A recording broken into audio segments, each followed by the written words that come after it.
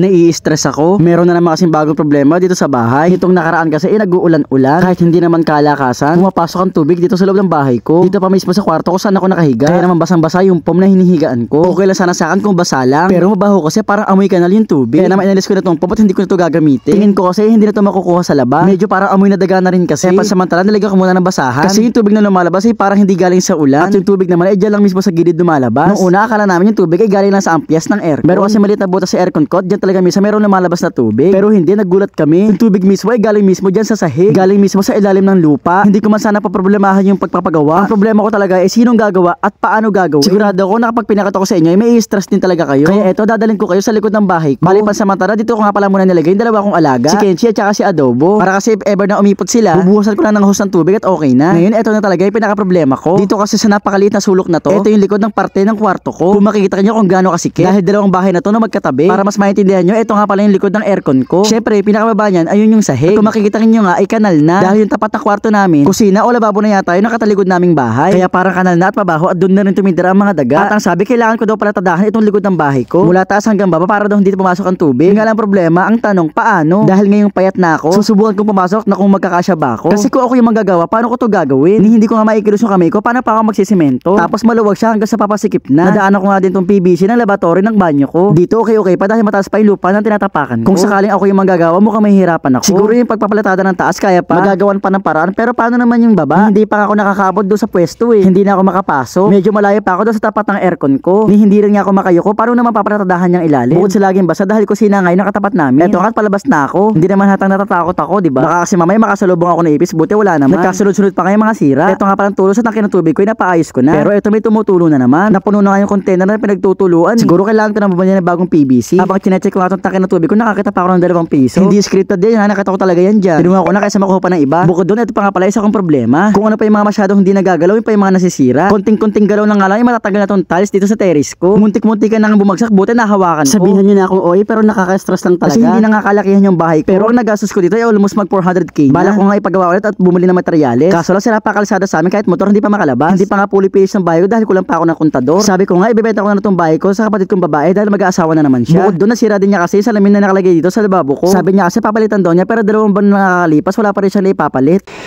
Ay, ba't kaya ganun? Lagi sumasakto. Pag bago sahod ako, kapag nagkakaroon ako ng pera, kinabukasan meron agad pagawain. Meron agad nasisira. Yung pera ko, yung sahod ko, dadaan lang sa kamay ko.